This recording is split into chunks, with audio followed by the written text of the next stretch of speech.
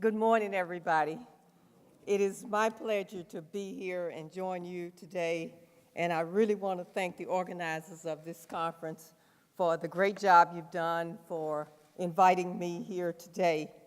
And I was asked to speak on supporting frameworks for policy and lawmaking with an emphasis on advocacy and education. And I was given several questions, and I'm going to try to address those questions in my presentation. I find that after sitting here yesterday, a lot of my material has been covered, so I may try to skip over some things, but other things I might feel like it was good yesterday and it needs to be reinforced today. Several questions we want to address. How can we begin to affect law and policy? How can we navigate against ingrained structures? And what roles do education and research play, and how do we begin? If we look at the history of women's suffrage around the world, we see that women were not just handed the right to vote, that we had to fight for it. Gaining this basic right in the political process, the right to vote, has been a struggle. Women have had to depend on men who were in power to change the laws, but women had to rely on themselves to demonstrate, to lobby, and to do whatever it took in order to get the attention of their countries. Many of the rights movements around the world for women started with looking at social rights and then emanated into gaining political rights. We look at Finland, which was the first European country to give women the right to vote. The effort was led by the League of Finnish Feminists, and we can see that in so many countries around the world. When we talk about a framework for laws and public policy making to increase the numbers, we have to first begin by defining our goal. We want to increase numbers to what? To achieve what objectives?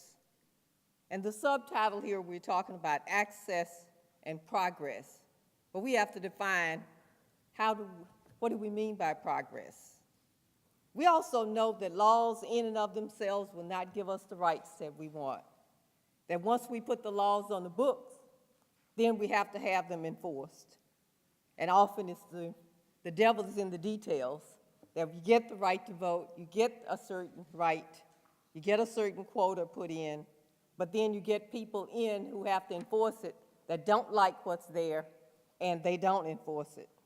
In the United States, we see that people did not want President Obama to be president, and now they're using the legislative process and other means to keep him from being effective. And we find that with women, that often we get policies in place and then they are ignored. We need to talk about the infrastructures and outside support that's needed to make laws effective. We often pass laws and then there is no funding for it. And so essentially, you have a law on the book, but it can't be enforced because there is no funding for it. The United Nations has established 30% as the level required for legislatures to produce public policy representing women's concern. That sounds great, possibly one-third representation. According to the Interparliamentary Union, which keeps these statistics, only 37 of the 188 countries they surveyed have achieved this goal. Many of these countries achieve this level after legislation was adopted. African countries make up 26.6% of the countries in the database, but they also represent 32% of the countries with 30% representation of women in at least one legislative body. Only 8 of the African countries in the database have less than 10% representation in at least one House of Parliament. So if we look at these numbers solely, we said we don't have a problem. Why are we here? Well, we know that we have to look beyond the numbers as we've already established. We must look at the actual progress made around women's rights in the countries that have achieved the 30% level. There is research and analysis that need to be conducted to compare the progress of women in the top tier countries with those at the bottom. If we find that 30% female representation in the legislature, but there's been little significant progress for women in other parts of society, then we still have a problem. Were the women who were elected presented with a women's agenda by us before they were elected? Have we given them a women's agenda since their election? Do we do enough to support women who get elected to our various positions? Do we help them with crafting legislation to support women's rights? We cannot expect that laws, policies, and quotas will in and of themselves bring about gender equity. Many legislative bodies operate with a certain tradition that once you get elected into the legislature, you find that because you don't have seniority, you don't have clout, you don't have power. So newly elected women legislators need to be able to engage in coalition politics and form alliances both internally and externally to increase their clout. I was talking with one young female legislator from the state of Georgia in the United States, and she was telling how once she got elected that they were dismissing her because she was young, because she was black. And what she found that she had to schedule times with some of the older legislators and talk to them one-on-one and get them to understand that she was serious, that she was going to be a hard worker. And she tried to find common ground, and that's what we have to do sometimes, is that even though somebody seems so different from you in terms of political perspective, there is some kind of common ground that you can meet him on, or her on, but most time it's a man, and find some ways for him to support you on legislation. Role definitions start with children, with the roles that they observe in their homes, in their communities, and through mass media. We must have education to change the negative perceptions toward women that sometimes children grow up with. Girls need to be taught that the sky's the limit in terms of what they can achieve. And boys must be taught that females are not limited in the vocations they can pursue. Children must also observe healthy power relationships in their home. Our educational institutions need to help us to socialize our children if we want this next generation to be different from the generation ahead of us and the generation in which we live. Gender stereotyping must be removed from the textbooks used in our schools. Women's organizations must team up with research institutions to produce solid research and the value of having women in elected positions. Agendas for female accomplishments in the political arena can emanate from policy research. So then I was given the question, which I'll close with, is how do we begin? My answer is we don't need to begin. We have already begun. The Africa's Charter provisions on equity, equality was the start. And then we moved into the protocols on the rights of women 10 years ago. There has been progress. We have 2 women who head states here on the continent. That is progress. And so there are many women, as some of the women we heard from yesterday, who are serving as role models for the next generation. Nevertheless, there is still much work to be done. And since I'm at a university, let me just mention a few research needs, because I really see, when we were talking yesterday about advocacy and forming alliances, I really see the need to connect the universities to the efforts of the activists. When I was in graduate school at the University of Iowa, and I had this older white professor who said to me, so you need to decide whether you want to be a scholar or an agitator. And I said, I didn't know I had to choose between them. And one thing I'm very happy about, the center that I am establishing at Howard University is named for Ron Walters, who many people in the continent know him because of all the work he did here. But he prided himself on being a scholar activist. So I think we need to look at how do we make this next generation of persons coming out of the university, scholar activists. So let me just focus a little bit about some of the research that can help us in our effort here. We need to do research on the meaning and impact of election of women at the highest level of government. We need to look at, some people say there's a correlation between male dominance and the negative engagement of women in politics. We need more research to test this theory. Studies need to be conducted on the perceptions of male and female students in countries that have high-profile female leadership. We need to review the laws, because there are many laws out there that are still on the books that are inhibiting progress. It was mentioned yesterday by somebody saying that the young lady from Uganda, that this couldn't happen in other countries because the age at which you can run is 25. So is that an agenda item? Do we need to change the age at which people qualify to run for office? You know, why is it that you have to be 25 to be in the legislature, like in so many countries, including the US? Can young ladies at 19, at 20 serve in the legislature?